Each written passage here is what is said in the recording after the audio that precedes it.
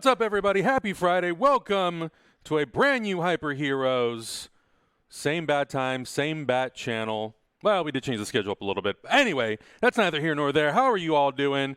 That's the question of the week. That's the question of the month. That is the fucking question of the year. How are you doing? How are you guys doing on the other side? Good. Yeah. Good. Quarantining still. Can you believe it? You're still camping, dude. What the fuck? I'm lost in these woods, dude. You sent me out here, Adam, and I don't know what I'm doing here. I'm good. You know me. I'm staying distracted, staying busy. Keller and I doing our little movie podcast on the side while we wait to have people over. And we did the Mission Impossible movies, and now we're watching all the Wes Anderson movies. And it's pretty dope. It's pretty great. Those are great. You guys had a pretty intense video game match with Matt Acevedo, too. Matt Acevedo is a beast.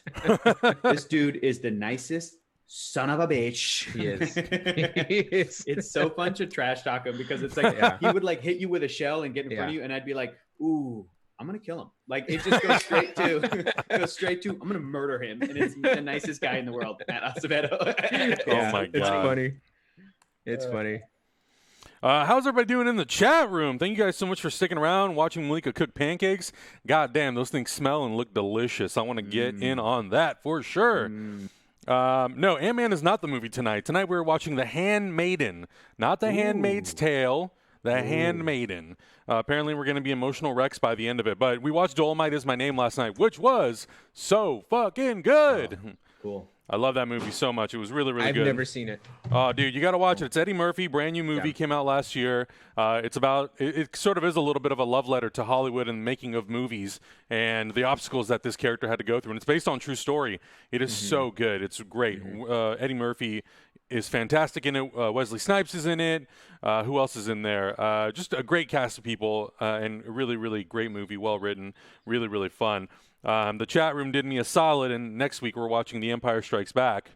Okay, there you go. But have you seen the first Star Wars though, Adam? Yeah. I don't want you to jump into a movie I know. if you haven't seen the. You know, I thought I figured at this point, you know, I've been on Twitter enough that I kind of get the gist of what's happening in the universe, so I think I should be okay. Adam, you should really start at episode 1. You really should. You really should. You know, otherwise you won't get it. I feel like I feel like being able to skip since the 40th anniversary was a good enough reason to just kind of like nudge my way past those movies. Okay. You're a big boy. You can do whatever you want, Adam. Yeah, man. Yo, the chat is popping off. First of all, Sweeney Shack was like, "How much are we betting that Hector's figures are falling this hour?" I'm gonna bet $20 that none of them will fall. Oh, okay. So place your bets. Okay. Place your bets amongst yourselves if you want. As soon as he says that, they start falling over. Specific, and you can get specific. Be like, I think Batgirl's gonna fall. I think Bane's gonna fall. Bane. Here's a secret. Bane is the only figure who I had to prop against that back wall. All the rest of them are standing independent. He's so top heavy. You put him up, and it's a matter of time before he tips over. So he's a it's thick impossible. boy. He's a thick boy. Yeah, thick boy. So you know, y'all can do that. I was also seeing on the chat, Zenblade is excited about the announcement of the new Star Trek show that they announced today, which is really, really exciting. If you've seen Star Trek Discovery, the second season specifically, they introduced some familiar characters. Some new actors are playing some familiar characters, and now those characters are getting their own spin-off show, and it's really exciting. It's really cool. Yeah. Tell us about it. Earthquake will not happen. Earthquake will not happen. You want me to tell you about it? I don't know. Why not? Star Trek Strange New Worlds. It's like Keller asked me too earlier. He was like, "What's the show?" And I'm like, I can't explain it to you unless you've seen Star Trek Discovery. So like without, I mean, I guess it's not a spoiler, but the characters of Christopher Pike, who was played by an actor in the 60s and played by Bruce Greenwood in the new movies. Spock, played by, of course, Leonard Nimoy in the 60s and in all the movies. And he's played by Ethan Peck in this show. And number one, or Una, as the character's name was sort of revealed, who was played by Majel Barrett in the 60s and is now being played by Rebecca Romaine. Those three characters, and Pike, it was played by Anson Mount. I think he's from Sons of Anarchy, but he was also Black Bolt in Inhumans. Yeah, he was also almost Superman at one point.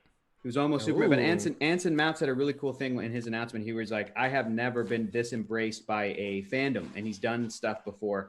And I feel like that was kind of a dig also at his Marvel experience, which is probably like, yeah, that sucks, dude. You were in a crummy show. And Yeah, that show's pretty bad.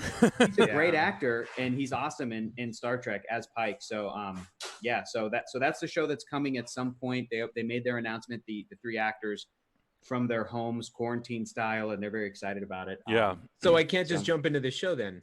I mean, you can, but like, if they just went ahead and just jumped into like a whole distant part of the future, right? Completely timeline jumped. That's gonna be season 3, but it's like you can jump into this new show whenever it comes out. However, if you want to see where these actors and where these characters are coming from, like what they just went through, you can watch season 2 of Discovery. But if you want to see what the rest of those characters also went through, you can watch season 1 of Discovery. And each season's only like 13 eps. It's not like in the olden days where each season was like 22 episodes. Are they 30 minutes or are they hour-long episodes? It's hour long, but it's like 42 minutes, 44 minutes, whatever.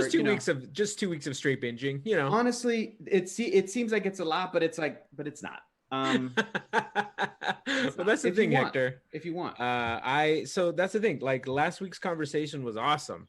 But yeah, I'm not a Trekkie very much at all. You know what I did, dude? You know what I should send you? Abby's dad was like, Hector, I finally got through your list of Marvel movies because I sent him a list of all the MCU movies because he wanted to catch up. And he goes, can you do one for Star Wars and Star Trek also? So then I made one for Star Trek that's specifically, now I think he's seen a lot of Star Trek. You know, he used to watch it when Abby was a kid and when we were kids. And I think he's familiar, but I gave him a list. I'm like, here's what all the movies are. Here's what all the shows are. Here's where you can find them streaming.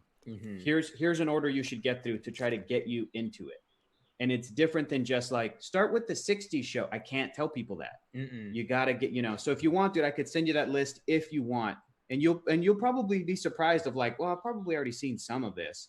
But so the only Star Trek I've ever watched was we actually started this process. I don't know if you remember, Hector, years ago, where you let me borrow Wrath of Khan. Right. So I started watching that, and then we never followed up on it. But my only experience with Star Trek was that was the show that I would watch. My parents would force me to go to church Saturday nights, and so right before getting ready for church, like Xena would come on, Hercules would come on, and then right after that it would be Star Trek, and I would just shut off the TV immediately. I'm like, oh, I can't do this. And it wasn't like a good setup to like a Star Trek show, because at that point everything looked like my parents had one of those old Astro minivans. Do you remember those vans? Yeah, dude. It was white. It was white on the outside, but it was all tan on the inside, right? Yeah. And everything in Star Trek looked like that minivan. I'm like, why is it so tan in there? Yeah. Why is it the 90s inside of that thing? So it looks like that. It always just kind of turned me off, and it wasn't a good follow. I wish that show would have been on before Xena and Hercules, so that I could be like, okay, cool, we're getting ready for some action adventure-y kind of things. But right, and it's very different. So it's very different. Yeah. Nick the Dude PNW says it's painful that this one guy needs Hector to explain both Star Wars and Star Trek. Well, this one guy is my girlfriend's dad. It's not just like it's not a just guy. It's a like, guy. Yeah. And he asked me to do this because he already had a great time with the Marvel list and order that I sent him. And then he said, "LOL." And for these reasons, I'm out. What do you mean you're out of? He's like into Star Trek. You're out of watching this show right now. I'm gonna talk shit and I'm gone. I don't understand. Mic drop and I'm out. Bye. Yeah. Mimer Chief says Legends of Tomorrow is as close as you can get to the old Hercules and Xena shows, which is true. That DC show, Legends of Tomorrow, is ridiculous. It's wackadoo. Yeah. That's great. Well, yeah. See, that's not a good viewing experience. And I didn't get into Star Trek until I was in my 20s, and I decided to get into it and did the research. So I found like a little curated list to be like. I told Abby's dad, I'm like, look. The easiest thing to do, I think, if you're going to dive in, is at least just watch the movies first, because it's just a movie as opposed to like a season of television. Absolutely, you know what I mean? Yeah. And then I gave him a specific list to be like, you can watch these movies. You may need an episode or two of the shows for some context for some movies, but basically they're kind of one-offs, And then I said, and then once you're done with the movies, then if you like them, if you're interested, then you can go and I gave him which movies were optional and which ones were like, go through here, do this, do that.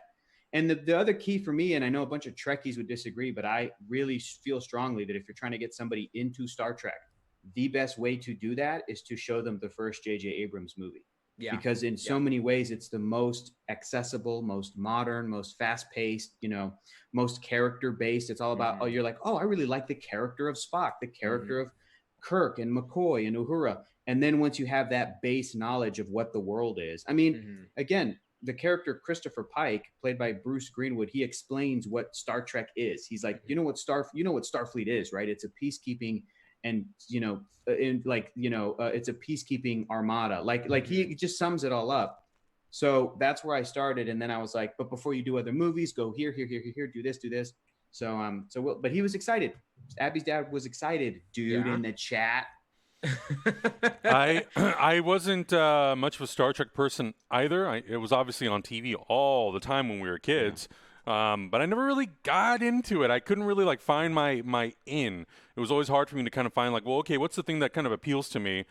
And with Star Wars, it was easy because it goes a lot in a much more fantastic route, much more fantasy route, and that always kind of worked for me. And lightsabers and that kind of bullshit appeals to me. Whereas with Star Trek, it was a little bit like, okay, these are explorers, and am I really into this? And and it's not. It doesn't have that hype like Star Wars does in the movies. It's not like action sci-fi. And I disagree. Look, a great comment from the chat. Mortis Steele says, hisses at Hector. JJ is to Trek what a 32,000 tons of TNT is to digging up along. I disagree. I 100% disagree, because I think in the same way that George Lucas worked with what he had, and he also just had mind-blowing special effects, and they created a lot of technology to do that.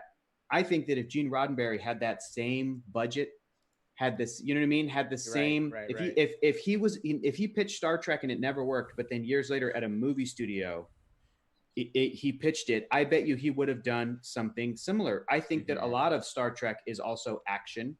A lot of it is exciting. It's adventure. It's exploration. But a lot of it is also more character-based. And I think people will talk about. People a lot of Trekkies will say, oh, Star Trek is intellectual. And I'm like, yes, that's true. But there's also great episodes in the middle of the shows where it's like, now we're just going to spend time with Quark, who owns the bar. That's all it is. There's nothing intellectual about that episode. It's just about what kind of human themes can we explore, but focusing on this one character and doing character work. Yeah. Again, just like Star Wars is characters, and as much as it is myth making, Star Trek, I think, is characters as much as it is, philosophical quandaries and great science fiction and all that other stuff. So I don't want to limit it in one thing, but in that same regard, I don't think that it's that Star Trek is, especially when compared to Star Wars, people always go, well, Star Trek's intellectual and boring and dry, and I'm like, no, man, the '60s show was very sexy and corny and cheesy, and it's great. It's great. They're similar, I think. Mary Chifo talked about it. We talked about it last week or 2 weeks ago or whatever. But so it's like, it was last Friday, Hector. That's for Jesus, that was man. Last year. Remember when we talked to her last year? Yeah. Wow. No, that was a week ago. Yeah. Yeah. No, but, I think that's what I missed, and that's I don't think it was. I don't think I was in the right space to watch it as a kid. Yeah, because it's not necessarily for kids. It doesn't have that kid element, really. And I think that's another thing that people maybe are quoting it as intellectual. It's just like, no, man, it just doesn't have those super actiony, like Adam and I were attracted to, like Star Wars and actiony fights and laser swords. Well, I think that's what when JJ ended up making the movies, that was the thing that I got to discover about Star Trek was. Every time I would tune into the show, nothing was really going on other than what felt like intellectual conversations. But then you watch the movies, and they are able to take those concepts and action and kind of marry them together into what I think is very entertaining films. Yes, right. And I really have enjoyed the trilogy. Obviously, I like some of the movies more than others. But it's made me a little bit more excited at the potential of sitting down and watching something like Star Trek Discovery, even though it doesn't have a single person from the movie. But just to further explore that lore a little bit and to get more familiar with how it works, I think is exciting to me. And even something like Star Trek Picard, I barely watch any of the shows that had Patrick Stewart in it, but Picard looked really cool from the Comic-Con stuff that I saw. Yeah. Right. So I guess now for me personally, I have to kind of figure out well, do I need to watch not everything, obviously, because that would take forever. But is there like, not according to Hector. yeah, well, is To there? watch everything would take forever. Yeah, like is there a certain amount of episodes that I could watch just to get to know the character? So when I watch Picard, I can understand the evolutionary sort of like range of where the characters come. But yeah, I think it's interesting to see them in such a short amount of time spin out and do so many different Star Trek shows. Yeah. Because they're also doing animated stuff too. Right. Yep. Yeah, for sure. Yeah, there's great comments in the chat, Augustine, when you were like, Star Trek wasn't really for me as a kid. It's not for kids. Librarian Liz said, it was for this kid, but I know I'm a big, but she goes, but I know I'm a big nerd. And I feel like it of course it depends on the kid. It depends on I would think, I don't have kids, but I am already thinking about both of these franchises in this way. I feel like I'm going to show Star Wars to a kid if I had a kid first. And then when they get a little bit older and a little bit more aware of the world around them and a little bit more ready to like take in some lessons and some then I might show them some Star Trek. But it's all good.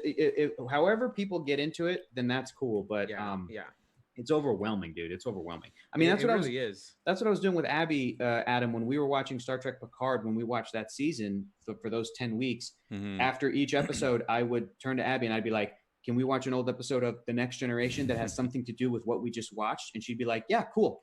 And then, so we would do like a new episode of Picard and then an old one to kind of give some context. Like, oh, okay, that's what they're referring to. And then next week, a new episode of Picard and then an old one. So, and it worked well. But, at the end of the day, Star Trek is not for everybody. Yeah. Star Wars, I think, is more universal and kind of maybe for more people. But Star Trek's great. Potentially. I feel like it just kind of depends on the person, right? You're either into the sci-fi fantasy element of it, or you're like, nah, it's not for me. I'm going to go watch, superheroes beat each other up because that's not fantastic. Well, and it's also like Cynthia, like we watched Star Wars movies with her, as an adult, she wasn't into it at all. Her jam was Harry Potter. Yeah. Right. So, there's just something for everybody out there, which is Whereas great. Like, that's not my jam. Like, I don't know. Yeah, exactly. I don't know squat diddly do about Harry Potter other than, he looks like us because he also wears glasses and he's got dark hair. And that's about it. That's all I know. That's all I know. Yep. That's all there is to that guy. That's all there is, right? I just want to let everybody know in the chat room, thank you guys so much for being so active. Really appreciate all the comments. If you guys have any questions, of course, throw them in. You can go to oneshot.straylogic.com. You guys can help support the channel by tipping towards either movies that we can watch next Friday or cooking stuff as well. Malika's always got brand new stuff that she's looking to cook up. I'm very excited to try these pancakes that are sitting upstairs. I want them so bad. Tonight we'll be watching The Handmaiden, and then after this we're going to be doing Cookie Quest. Lucas will be in Glendale with our buddy Matt Acevedo, properly socially distancing and running around. I sent those poor boys. It was Lucas and Brandon, and I sent them all around downtown, and then I threw them a little bit. I just curveballed it, and I was like, okay, now go to Staples Center. So they had a fun time walking about 25-30 minutes to Staples Center, but that's pretty far. It got the engines flowing. Downtown did you send they started they were in like Pershing Square, Grand Central area. Oh, that's pretty far. Yeah, and they got through 4 of the 5 quests, and I was like, you guys only have 15 minutes, and they're like, oh, we'll be fine. And I was like, good luck, you're going to Staples Center, bitches. It's far. Yeah. It's far. Did they run? No, we give them extra time. They made it work in overtime. Just like the good sports boys that they are, they made it work in overtime. I mean, that's the appropriate place to make it work in overtime right there. Right? Come in clutch. We should answer our first question. Sure. It was given to us on Twitter. Librarian Liz said, what should I make for dinner? And Adam was like, what are your ingredients? And she listed them all, and she goes, I'm making tacos, aren't I? And then my roomie over here, Chelsea, she goes, fajitas. So Librarian Liz, fajitas is great. Fajitas tonight with all of your ingredients. Well, explain the ingredients, Hector. It was like everybody. It was like peppers, cheese, like everything basically to make fajitas. So Librarian Liz, make some fajitas tonight. Make some fajitas. And then you make some tortillas, and then you can make your own little tacos. Get your cast iron really, really hot. Yeah. Make sure you get a nice char on those peppers. Charmander. She says, I am indeed making fajitas, is what she said. Yeah, there you go. Cool. Get a nice char on those peppers. Make sure you get some onions in there. Put a little bit of cumin and what else? some salt, I'm hungry. maybe some Ooh. smoked I know, stop. paprika. I'm Augustine, stop. hungry. I just Stop. made some Hey. bomb ass fajitas last week, so yes, that's how you have Let's to make see. them. I got the chat open. Here's another question. Tori Flack says, I can feel the restless leg kicking in, LMAO. I don't know why, but Tori, you got to dance it out, girl. Dance it out. Tori. That's just dancing energy just coming out of Tori. It's not restless leg. Oh, my gosh. Yeah. Okay, Zenblade what else? says What he else? said cumin, right? Not human. Questionable. both. Questionable. Cumin. Put a little toenail in Taco there. It'll be Tuesday. fine. Rewatch it and see what happens. Fajitas Friday. I love it. That's What are right. your favorite moments from Avatar The Last Airbender? Because it's Oh, on God. Netflix now. The finale it makes me cry. The finale makes me cry. That finale. So Nickelodeon has a short. They broke up that final fight, and they put it all in sequence. Yeah. And so you can watch it without any of the other things that happen in the story up on YouTube, which is beautiful. But then they also put out the storyboard and the concept to that fight, so you can see them plan every single shot out as it's happening, and it's just that final sequence between Amazing. Ozai and Don't spoil it. Aang. Don't spoil it. Don't spoil No, it. I'm not spoiling it. Yeah. I'm just talking about, like, this is why I love animation so much. It's because you can plan those things out to a T and make them be so effective. Yeah. Like, it's easy to have a movie in which your final fight is a giant gray blob and it's just an action scene where things are exploding and things are happening.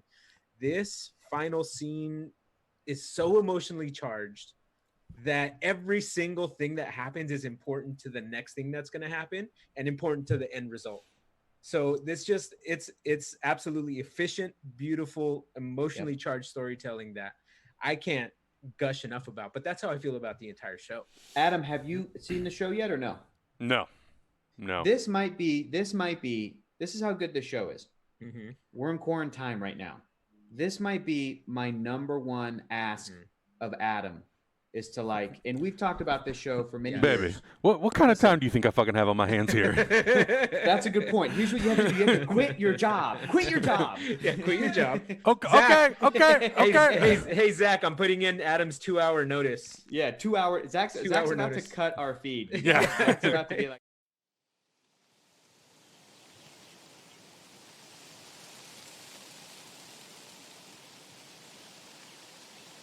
If people are taking advantage of this time, staying home, staying safe, to, like, catch up on stuff, They have no binge clue what stuff, just happened. watch stuff. If people are, did they really kill us? Yeah, Did dude. Zach really? Can we come back? What's going on? Bring us back. You're back now. We're back. Excellent. Yeah. I was making a point, and then Zach was rude. I was making a joke. Here was the point.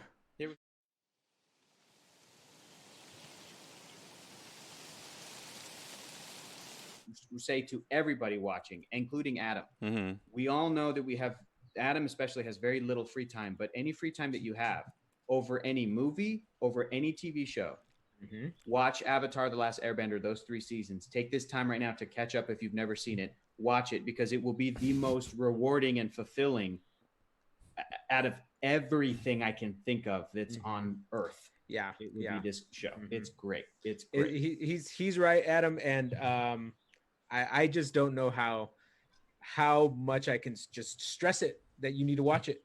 Yeah. Like, It's great. It's great. just come move It's into so good. my house. It's so good. Next question. Moving to your house? Next Moving to question. your house? Yeah. Is your wife Yeah. going to be okay with that? She'll be okay with that. Trust me. Okay.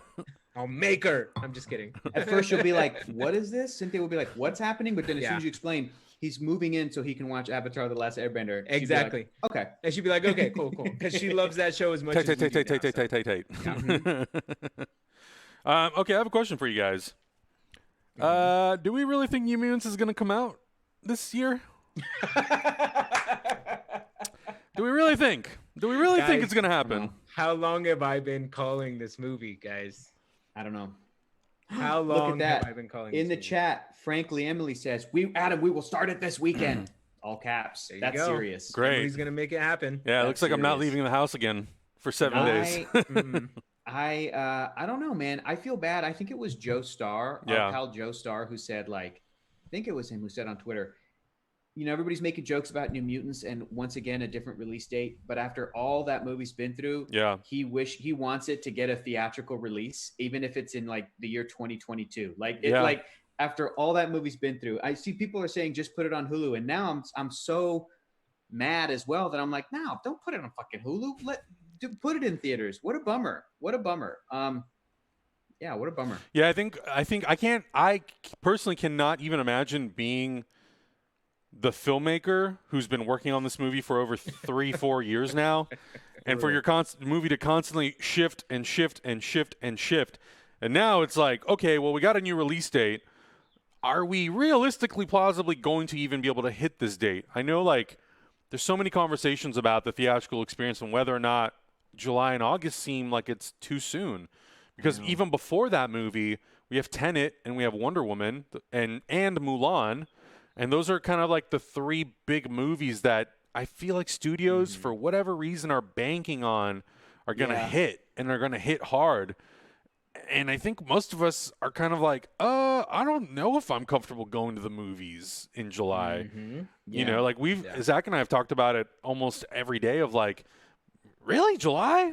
That's only like 10 weeks away from now, or 12 weeks away. I don't know if people are going to be at that state where they're like, yeah, dude, I'm ready to go. I don't know. No, you're absolutely right. I don't think the timing is good as far as movie studios go. But guys, we've been in the industry. We know how unrealistic they are with their timing. Like it's just push, regardless of what else is going on. Yeah. And then the final moment is when they call things. So I at this point, I just feel bad for the movie.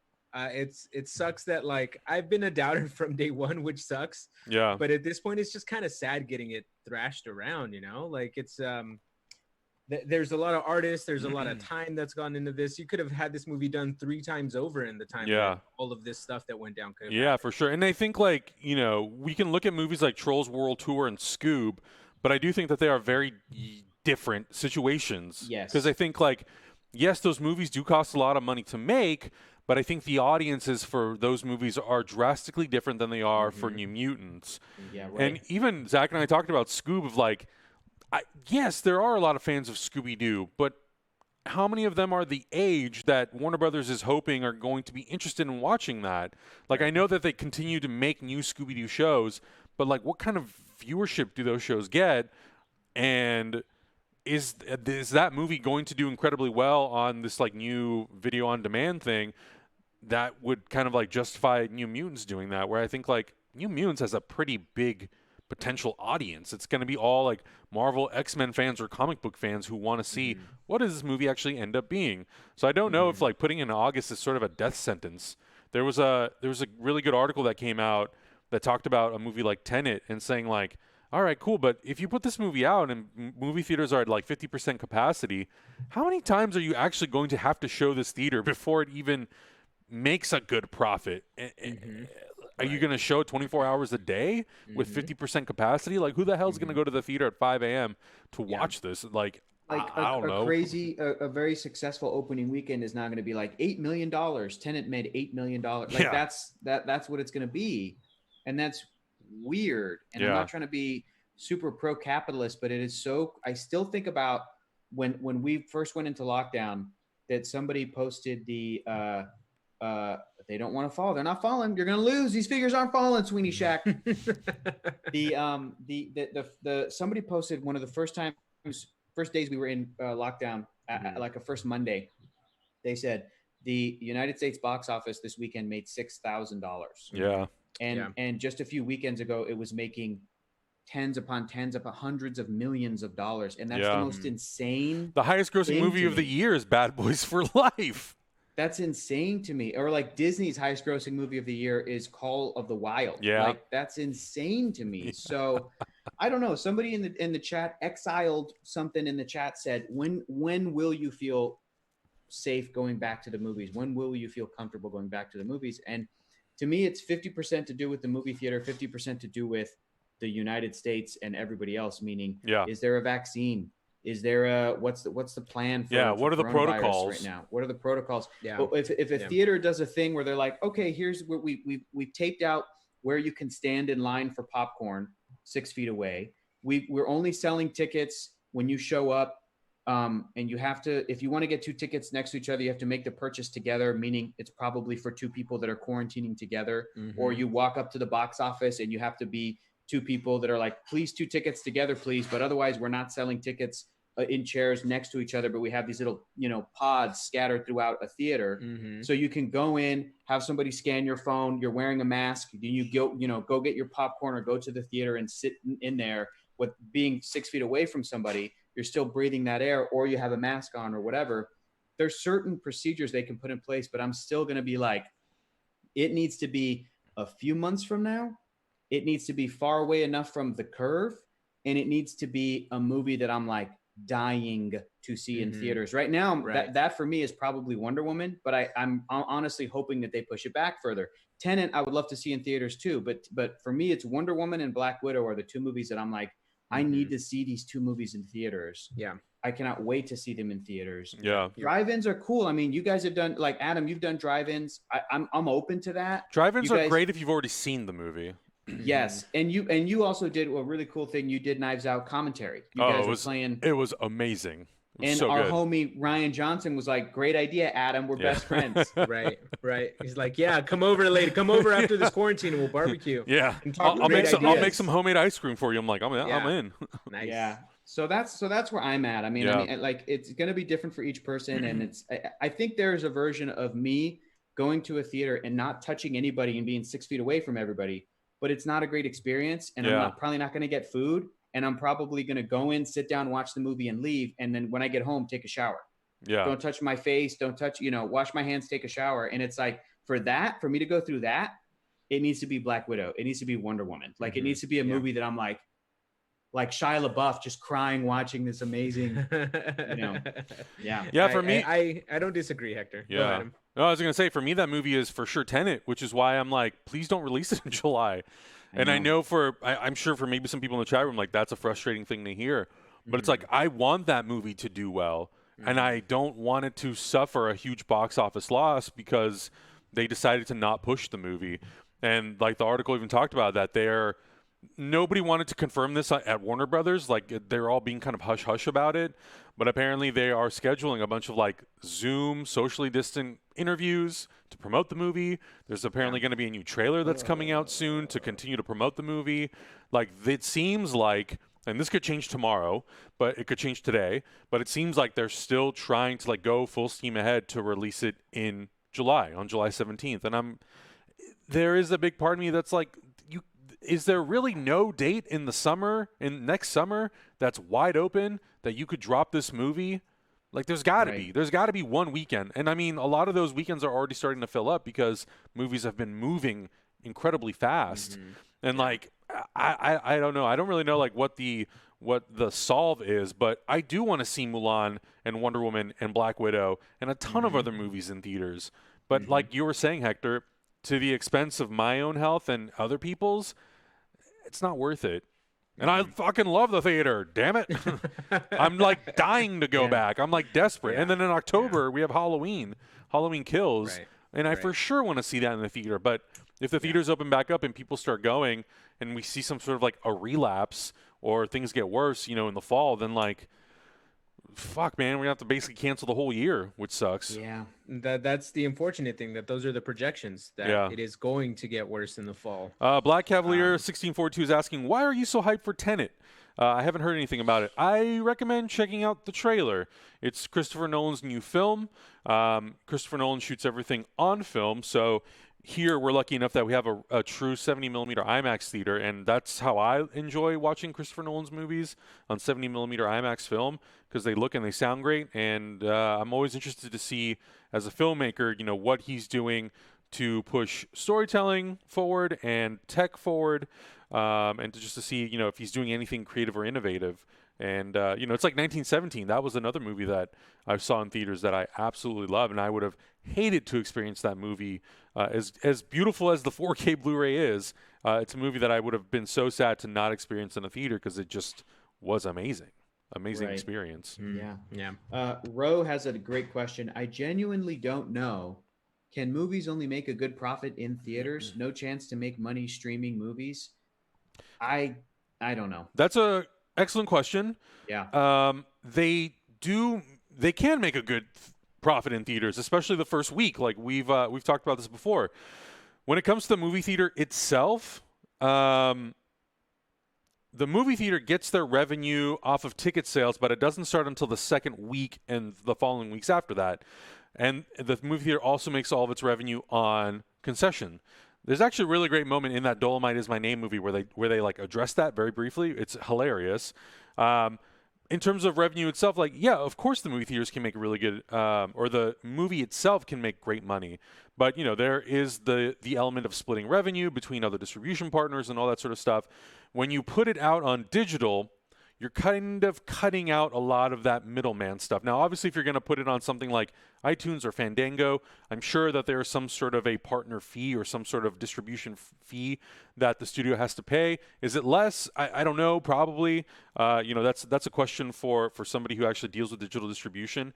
But there was an interesting article that came out a couple days ago that talked about how Scoob and Warner Brothers in particular, they are going to be pushing their movie out to several streaming platforms like Fandango, iTunes, Vudu, and they're also going to be utilizing movie theaters, certain movie theater chains to help promote it. So, like, let's say if Alamo Drafthouse is advertising, hey, you can get Scoob through us digitally, it will ultimately send them to something like Fandango, but Warner Brothers will give Alamo a cut of the profit. Mm-hmm. So I think it's going to be interesting to see how theaters and studios are going to try to adapt to digital and how they can kind of partner up with studios to help share the profits. But ultimately, like, yeah, the studios are, in the general sense, going to be the ultimate profiteer of the movie no matter what. Right. I think at the end of the day, it's going to come down to how do movie theater chains want to be active participants in the distribution that will help make them money so they can in some way keep either their doors open or allow them from going completely bankrupt. Lots of questions for the future. I could tell you've thought about this quite a lot, Adam. Well, we've been talking about it for the last few days pretty consistently. Yeah. And I think it's I think it's a fair topic of conversation. Absolutely. I think a lot of people that don't know the ins and outs of like how distribution look like, I don't know either. I mean, you know, I'm just kind of going based off of what I know from what I've read. But I think we're going to start seeing the next phase of whatever digital distribution and theatrical distribution, the evolution of that, because I know Universal obviously has talked a lot about like, oh, we're going to look into releasing things maybe in theaters and on digital simultaneously. And theaters have obviously had like a huge, there's been a huge blowback against Universal for saying things like that. But maybe the approach that Warner Brothers has taken about, you know, trying to get theaters to sort of partner with them to share some distribution monies could work. But I don't know. It's we'll have to kind of see how Scoob does for the next couple weeks and to see.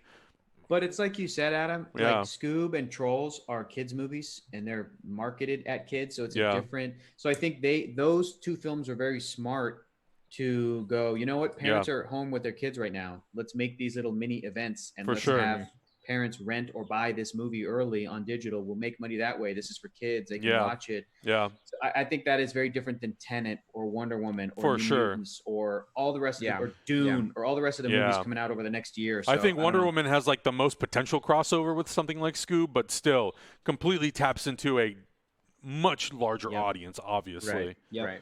So I don't know. It'll be interesting to see. Very interesting. I think every time I've polled our audience to ask them if they'll be comfortable going to theaters by the time Tenet comes out, it's 60-40, 65, 35 of like, no, I'm not going to be comfortable. So I don't know if studios how they're tracking that and if they are even tracking that. I don't think they are because there's no real way to track that. Yeah. You know, other than just like polling your audience.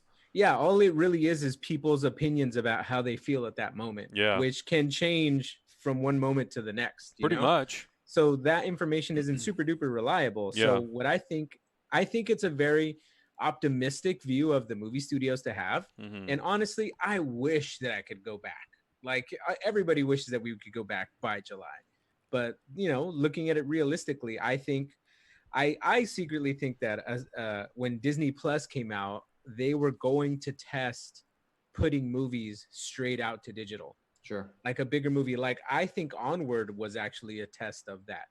because Onward came out in theaters, but they released it almost right away on digital as soon as this whole thing started happening. Yep. So I would like to know what the numbers kind of look like for that as well. Yeah, now they're doing with Hamilton. Yeah, see, now they're doing Hamilton. That was supposed to come out 6 months in the future. Right? Yeah, something like that. Yeah, so that's what I'm interested in tracking. Is I think the whole plan was for that, and now that they're kind of forced into this situation, how that has kind of changed their game. But that's just me though. Like that's just my out there thinking. Yeah. Who knows? We'll see. Yeah, who knows? Ronan Unchained did bring up an interesting question whether or not we had talked about the casting for The Mandalorian, which we have not. Got Katie Sackhoff. Got Rosario Dawson. We got Temuera Morrison coming back as not Jango, but his clone Boba Fett. Maybe. Yeah. There's been a lot of speculation as to whether or not he'll actually be playing Boba Fett or if he'll be playing Commander Rex.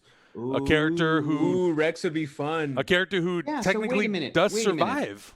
Yeah. Wait a minute. Yeah. When the news of Temuera Morrison came out, first of all, it hasn't been none of these I don't think have been confirmed by like Disney or Star Wars. No. But it was like Slash Film that broke Rosario Dawson as an exclusive, but that hasn't been confirmed yet. Katie Sackhoff, I don't think has been confirmed yet. Neither has Temuera Morrison. Right. When the Temuera Morrison thing came out, did somebody just write up he played Jango, so he could be playing Boba, or did they say he's playing Boba Fett out of the Sarlacc pit? Or did they say he could also play Captain Rex? Like, where's the Boba Fett thing coming from? I mean, I think if you're not kind of like keeping up with Star Wars and all the shows, your immediate instinct goes to Boba Fett. But then a lot of people brought up the point of like, well, it doesn't have to be Boba Fett. Are we saying that Boba Fett survived the Sarlacc pit? And, there's been interviews and things with Dave Filoni where people have asked him about Boba Fett, and he's like, well, never say never. So it's completely plausible that he could be playing Boba Fett because, again, this only takes place 5 years after Return of the Jedi. So it's not like Boba Fett has aged aged incredibly. Like, who knows what the Sarlacc pit has done to him if he does survive. But I think there is the potential that he could be playing Commander Rex. Commander Rex would be old as shit. He'd definitely be hella old. He'd be like in his 70s or 80s. And I know clones have technically have a shorter life expectancy.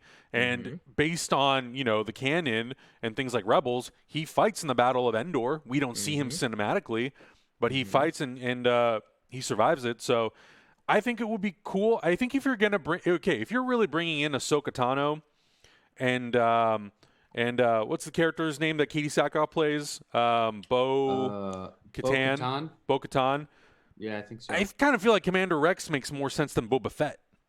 Sure. And how it ties into the Darksaber and that whole saga. Other than just, like you said, Commander Rex feels around the same physical age as Jango Fett. Yeah. Right? Back in the day. Boba Fett was a little kid in the prequels. Boba Fett was a young man in Star Wars Clone Wars. Yeah. So by the time Boba Fett's Boba Fett, he's like a full-grown adult man. But by the time we get to Mando, 5 or so years after Return of the Jedi, maybe that's something Temuera Morrison could play versus old age makeup, like you're saying, or what, I don't know. So that's what I'm thinking about too. Is that whatever. Variety, when they originally posted the article, they said that he's playing Boba Fett. So. Oh, Variety? Yeah, we'll have to wait and see. We'll have to wait and see sort of like what we get. And they announced today, I think, well, it's also like not I don't think, again, none of this was confirmed by StarWars.com. They're usually the ones who run all these things when they actually like are confirming stuff for sure, that Timothy Olyphant has joined the cast. And then they also announced Robert Rodriguez is directing an episode. Oh, and that's cool. Peyton Reed is also directing an episode of Mandalorian. Okay. Who is? Peyton Reed. Oh, yeah, Ant-Man. Well, because I saw both of them post that on their social stuff. Yeah. So, Robert Rodriguez had a picture of him and Baby Yoda. Yep. And I was like, cool, man. So that's and Peyton Reed did the same thing. So that's them saying, I've directed an episode. And it's very exciting. Yeah, which I think is really cool. Yeah. But, I mean, we all kind of know how it ends. And I think, teasing with the Darksaber, that potential story could tie right into things like Rebels. And I think, like, if you are – the one thing that I did like about Mandalorian Season 1 was it kind of stayed away from that. Yeah. And I am excited to potentially see some of these characters return, but there is also a part of me that's like, man, I also don't need this to be tied in so directly into the other stories. Like, I'm okay with it existing outside of that and it kind of doing its own thing, but we will see. We will see. Yeah. I'm in the same boat as you are, Adam. I wasn't jumping with excitement when they said Boba Fett's gonna be back. I'm like, Yeah. do, did people not learn from the previous things? Like we had Palpatine come back after falling down and dying, Yeah. and then he survived somehow. But That didn't here's the really work difference. out as well. Here's the difference. This is also coming from the guy, Dave Filoni's involved. Dave Filoni and Yes. George Lucas working together brought Yeah. back Darth Maul. And that is Right. the ultimate. That dude fucking died in that movie. Yeah. Yes. And yet Yeah. they And yet he has one did of the some most shit- compelling arcs in Rebels and Clone They, Wars. yeah, Yes, they did some I agree. shenanigans. They did I some agree. shenanigans to bring him back, and because I think it was so well received, I think these creatives are like, okay, well, let's do it with Boba Fett. The thing that fans want to see, where it's like I kind of agree with Star Pilot 6. You know, it'll depend on whatever the story is when it comes out. Yeah. Yeah. But Star Pilot 6 said in the chat, I feel like if you've got the Mandalorian and the guy who actually played Jango Fett, who should look exactly like Boba, it's just a waste not to make him play Boba Fett.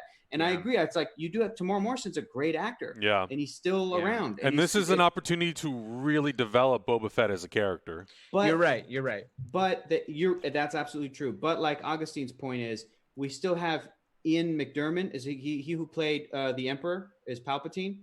He's still around as well. But just because he's still around doesn't mean the character should necessarily be brought back. Like what does Right. it do to the story? Yeah, exactly. You know? I feel like it kind of bogs things down, but at the same time, we also don't have a mega super history of Boba Fett either, because we don't really know his personality. We just know him as this mysterious person who just shows up, you know, and is a badass assassin. Yeah. So it could be cool. Like it doesn't have all that crazy, like all those strings attached to it, basically. Yeah. So Yeah, because we could, because last time we see him, he's a kid, and yeah, right. you really you just assume that his personality is a lot like Jango Fett. Right. But exactly. you know, the character has very different experiences from his father, and then Yeah. being in the Sarlacc pit for 5 years, like what sort of Right. messed up PTSD does that give you? You know what would be cool? Daniel Logan is a kid who played young Boba Fett, right? Get Daniel Logan to play some other role in Mandalorian season 2. That would be really cool. That would That be could be cool. cool. That would be cool. Or give me a half-hour long falling scene where he's just falling through the Sarlacc pit, and then he comes out somehow. It's very Gandalf, you know. Like, I think sort of like a Lord of the Rings Gandalf scene. I think you could also have a scene, kind of like we did with the Mando himself, that kind of explores what Boba Fett's life was like before Episode 4.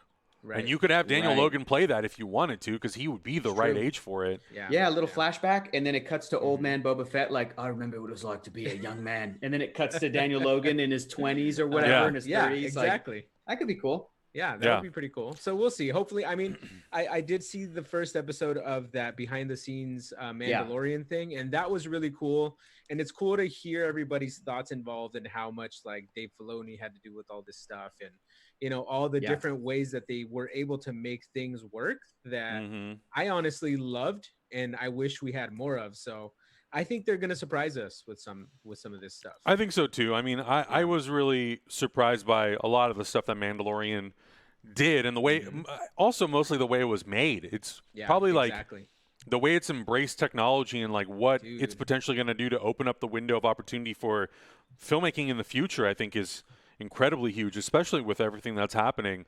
We talk about it all the time. The of like volume is insane, man. That stage that they have is just fucking insane. The and freedom I love that it it opens so up. much. I love it.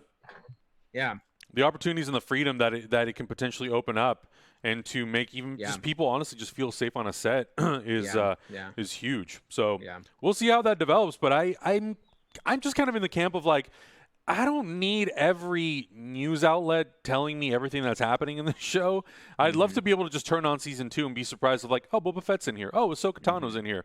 But it doesn't seem like that's going to happen. Yeah, unfortunately. We'll see. But I have been enjoying the gallery. It has been really good. I think today we're getting episode 3, and I loved the first one that focused on the directors. I loved last week's that focused on the legacy of Star Wars and Dave Filoni just taking everybody to school and explaining why he has such a passion for it and what it means to him.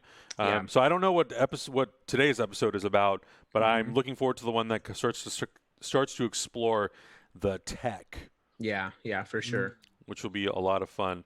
So I got a chance to read the script for this Superman and Lois TV show.